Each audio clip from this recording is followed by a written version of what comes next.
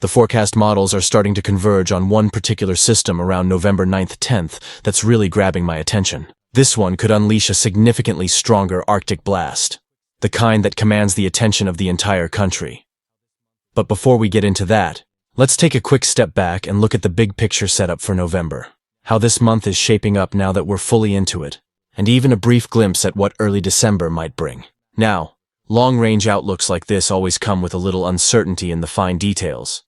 But what does matter are the recurring signals and atmospheric trends that keep appearing across multiple model runs. That's where the real story starts to take shape.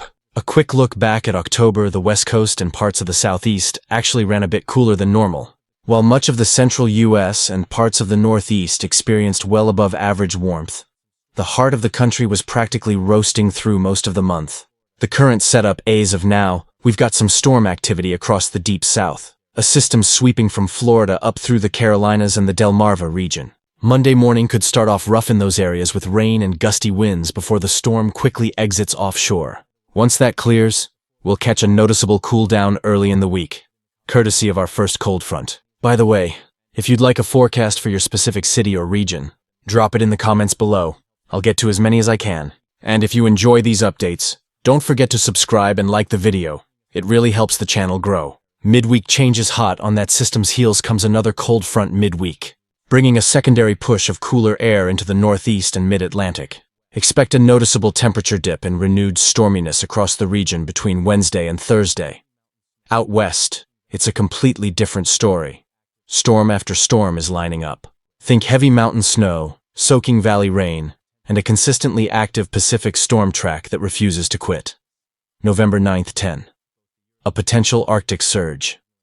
This is where things start to look serious. Around November 9th, both the European and GFS models are signaling a much stronger, deeper low-pressure system over the upper peninsula of Michigan, spreading snow across northern Minnesota and the upper Midwest.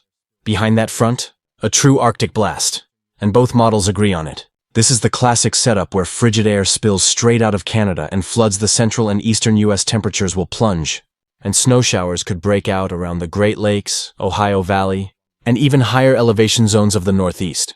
Adding to the chaos, there's potential for a fast-forming nor'easter along the East Coast, bringing rain, gusty winds, and possibly some early-season snow for northern areas. Mid-month flip after that Arctic outbreak, the models hint at a quick rebound around November 15th. One of those familiar whiplash patterns where temperatures surge for a day or two before the next front barrels through. Warm one day, winter the next. That's November for you.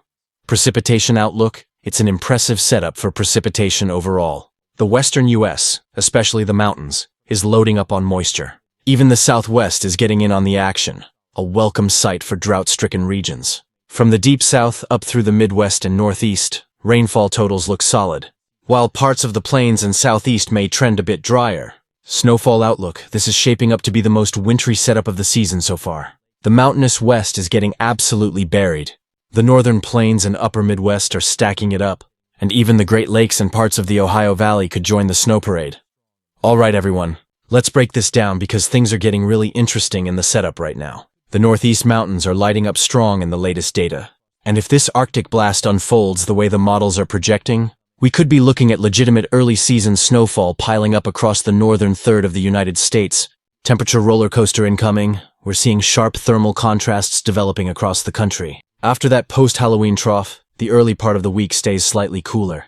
Then, around November 5th-6th, we get a brief warm-up before the main event, an intense Arctic front plunging south around the 9th and 10th. And I'm not exaggerating here. On the European model, that cold air erupts out of the Arctic and barrels straight into the Midwest and East. Temperatures could run 15 to 25 degrees below average, which is midwinter cold for early November. Then, just as quickly, the warmth roars back. We're talking another swing of 15 to 25 degrees above normal out ahead of the next storm system. A true meteorological whiplash. The kind of temperature ride that defines November. Mid to late November setup now. By mid to late November, both the European and GFS extended models suggest a temporary warm trend developing for the central and eastern U.S. But here's where it gets interesting. Right after Thanksgiving, both models start hinting at another cool down across the east. That could be the seasonal flip moment. Much like last year, when we transitioned from a back-and-forth fall pattern into a steady, colder regime heading toward winter. By late November, the atmosphere looks ready to crank things up another notch. We'll likely be talking about lake-effect snow developing across the Great Lakes, more widespread snow events for the northern tier, and possibly even some coast-to-coast storm systems. Storm frequency increasing timing is everything here. These early systems look a bit sluggish and scattered, but by mid to late November, the storm frequency should start ramping up noticeably. Future radar outlook. Next 7 to 10 days. Here's what the models are showing. Next 48 hours. That southeast system continues dumping rain and storms from the Gulf up through the Carolinas, while a smaller disturbance slides into the northeast by Monday. Tuesday, Wednesday. High pressure builds over the Ohio Valley and southeast, bringing a brief stretch of calmer, milder weather. By Friday, the next major player arrives. That northern plain system we talked about earlier.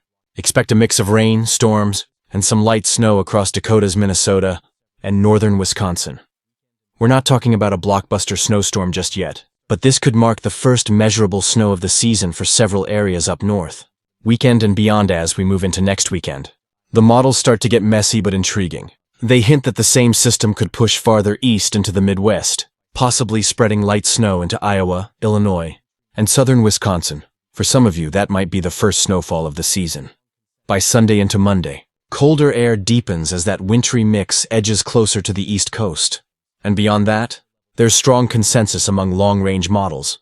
The pattern turns active, featuring multiple large storm systems, deep upper-level troughs, and a strong jet stream, all the classic ingredients for November chaos. Temperature trends, the big swings right now, we're running below average across the East Coast, Ohio Valley, and Mississippi Valley, while the northern plains and Pacific Coast sit under a warm pocket. But that's about to shift dramatically. Early week, temperatures moderate across the Midwest and plains, while the East stays cool. Thursday, Friday, warmth expands eastward briefly. Late week, another sharp cold plunge dives into the Northeast. By next weekend, both models suggest a major cold outbreak sweeping from the central U.S. all the way to the Atlantic coast. A true taste of early winter, with 15 to 25 degree and below normal anomalies widespread across the East. That frigid air mass could linger into early next week, producing snow showers or light accumulations around the Great Lakes and interior Northeast. And get this, we could even see freezing temperatures as far south as the Gulf Coast. That's right, central Mississippi might dip into the mid-30s, and parts of southeast Missouri and western Tennessee could flirt with the freezing mark. If you're down there, you might want to cover those plants. It's going to feel like winter's sneaking in ahead of schedule. Thank you guys, see you in the next video.